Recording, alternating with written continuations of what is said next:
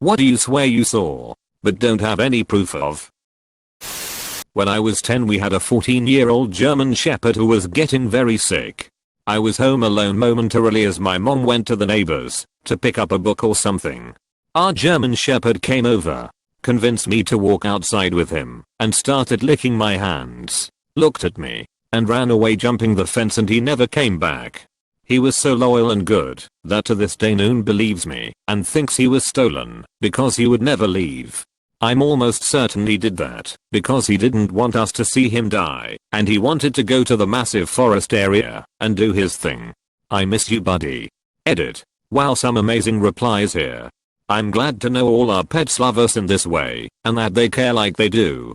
Much love. Edit 2.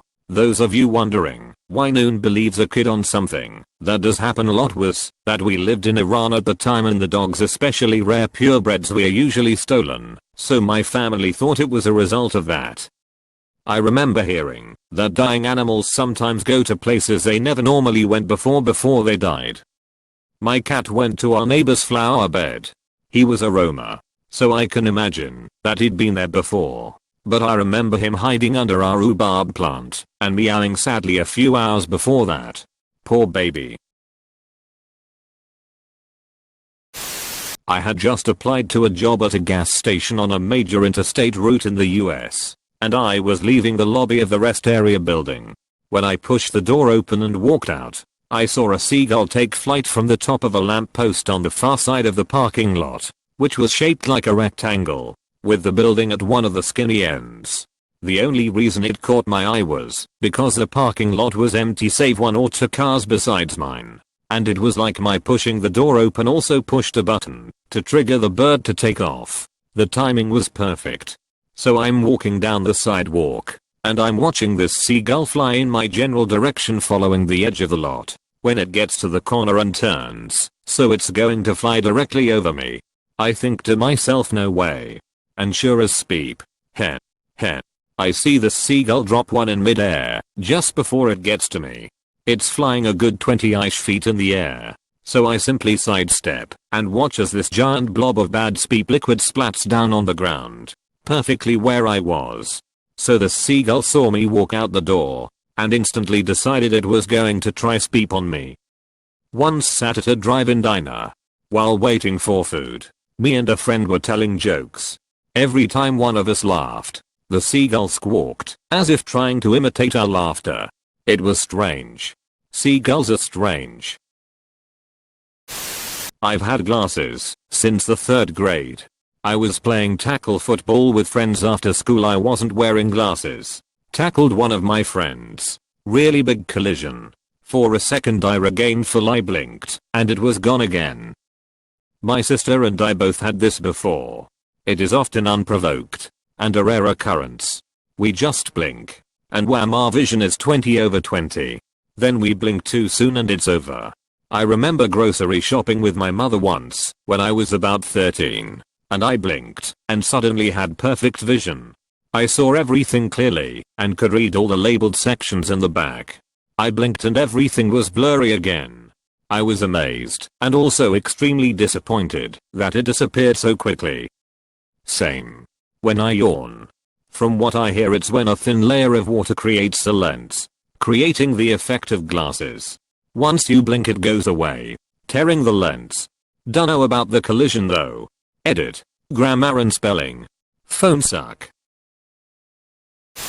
Sometime in the early 2000s my wife and I went to an Eminem concert at the House of Blues on Sunset in LA. Yes, I know they are tearing it down and it sucks. I saw a lot of great shows there, including his Royal Purple Badness. Anyway, the entire show, maybe 90 minutes, there was a guy dancing on stage in a full mummy suit, and he is doing really awkward and funny dances that you wouldn't expect from a background dancer at a rap concert. But hey, he's in a mummy suit, so whatever. The show ends, and Eminem screams into the mic, "Do y'all wanna know who the mother of Peepin' Mummy is?" And the crowd cheers, and he screams, "Dustin mother of Peepin' Hoffman." He pulls a zipper in the back of the costume, and out comes an extremely sweaty 60-something-year-old Dustin Hoffman, and the crowd goes into a stunned silence for a few seconds, and then erupts in cheers. My wife and I just kinda looked at each other in disbelief, and when I tell people they always say something like, oh, it must have just been someone found that looked like him, but that guy was Dustin Motherflippin' Hoffman, and no, I have no proof. You do have proof. Proof.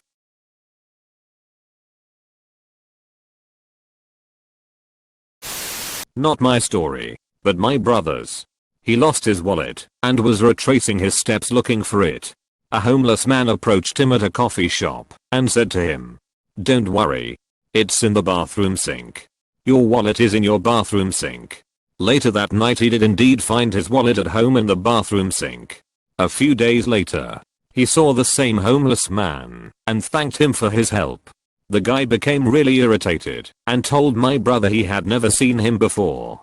Could have been a lucky guess, but I think Magical Bum makes for a better story. They call the Magical Bum homeless. What they don't know?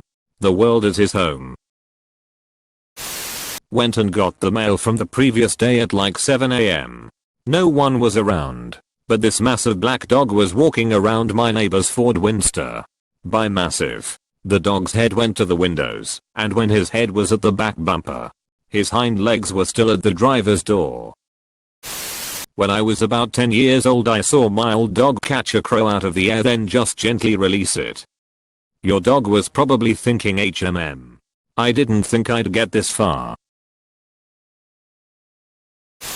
When I was about 10, they started putting missing children on milk cartons. Every morning for a while I was looking at this boy's face on the side of the milk while I would eat my cereal. Then one day a car went down my street while I was playing outside, and there was a boy in the back seat with his face up close to the window looking out. I'm 99% sure it was the boy from the milk carton. I told my parents, but they didn't believe me. Something similar happened to me. I was 5 to 6 and was playing outside with other kids. All of a sudden, those two cars stop by a sidewalk. They grab a girl on a tricycle and speed off. Only her bike was left. We ran to my mom to tell her someone got kidnapped. She was cooking. Somewhat listened, nodded her head, smiled.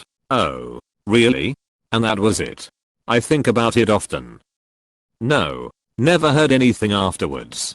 That's why I've been wondering whether this was real or just my imagination. On the other hand, other kids were with me and all saw it.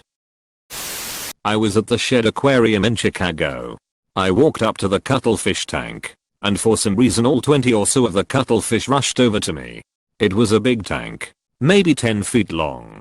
I walked the length of it, and they followed me. I walked back, and they followed. A few other people saw, and tried it themselves. But alas, the cuttlefish only had eyes for me. My best guess as to the cause was that the guy who feeds them is my doppelganger. Could have been the color of your shirt as well. I work at an aquarium, and as someone who wears the uniform, animals get thrilled at the sight of me often, just because of my shirt color. 4-month edit. I have been informed that cuttlefish are color blind. Disregard my hypothesis. I once wore a maroon shirt to a zoo whose uniforms were maroon. I attracted the animals everywhere I went. This is probably the right answer. Ball lightning. It was right after a thunderstorm passed by. I could see floating orbs in the sky. There were a couple of cars parked by an open field and people were watching this happen. So I parked and got out to join them.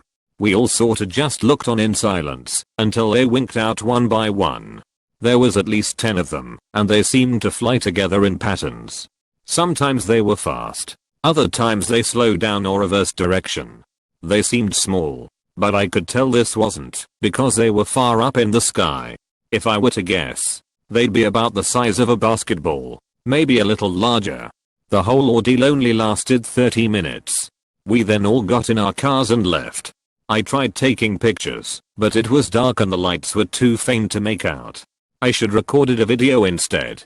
I noticed someone was recording them at the scene, so I had kinda hoped I'd see it online at some point.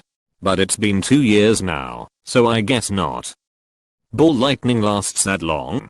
I always assumed it just kinda came down from the sky and burst.